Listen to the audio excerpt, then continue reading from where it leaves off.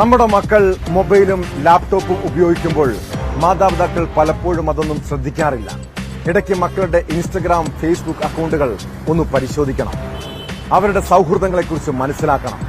പലപ്പോഴും കുട്ടികൾ വലിയ ചതിക്കുഴികളിൽ വീഴുമ്പോഴാണ് നാം അതേക്കുറിച്ചൊക്കെ ചർച്ച ചെയ്യുകയും ചിന്തിക്കുകയും ചെയ്യുന്നത്. തിരുവനന്തപുരം കിളിമാനൂരിൽ +1 വിദ്യാർത്ഥിനിയെ കൂട്ടബലാത്സംഗത്തിന് ഇരയാക്കിയ സംഭവത്തെക്കുറിച്ച് കേട്ടാൽ ഭയം തോന്നും. ഇൻസ്റ്റഗ്രാം വഴി പരിചയപ്പെട്ട ഹുസൈൻ എന്ന യുവാവും സുഹൃത്തുക്കളും ചേർന്നാണ് പെൺകുട്ടിയെ പീഡനത്തിന് ഇരയാക്കിയത്.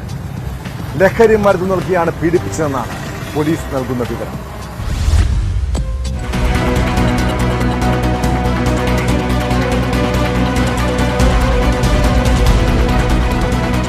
സംഭവത്തെക്കുറിച്ച് പോലീസ് പറയുന്നത് ഇങ്ങനെ: കിളിമാനൂരിന് സമീപപ്രദേശത്ത് താമസിക്കുന്ന 16-കാരി ഇൻസ്റ്റാഗ്രാം വഴിയാണ് മുഖ്യപ്രതി ഹുസൈനെ പരിചയപ്പെടുന്നത്.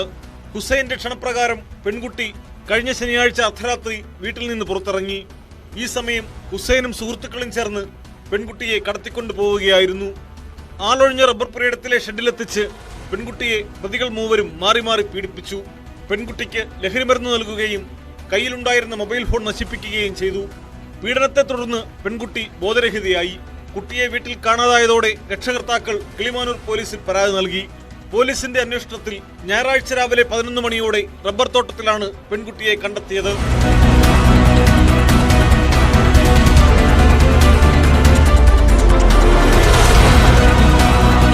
കുട്ടിയുടെ ഫോൺ കേന്ദ്രീകരിച്ച് നടത്തിയ പരിശോധനയിലാണ് പ്രതികളായ മേലേവെട്ടൂർ സ്വദേശി ഹുസൈൻ, വെൺകുളം സ്വദേശി രാഖിൽ, മാന്തറ സ്വദേശി കമാൽ എന്നിവർ വലയിലായത്. Attingal DYSP R Pradeep Kumar, Kilimanoor inspector B Jayan എന്നിവരുടെ നേതൃത്വത്തിലുള്ള പോലീസ് സംഘമാണ് പ്രതികളെ പിടികൂടിയത്. പോക്സോ വകുപ്പ് പ്രകാരം കേസെടുത്ത് കോടതിയിൽ ഹാജരാക്കിയ പ്രതികളെ റിമാൻഡ് ചെയ്തു.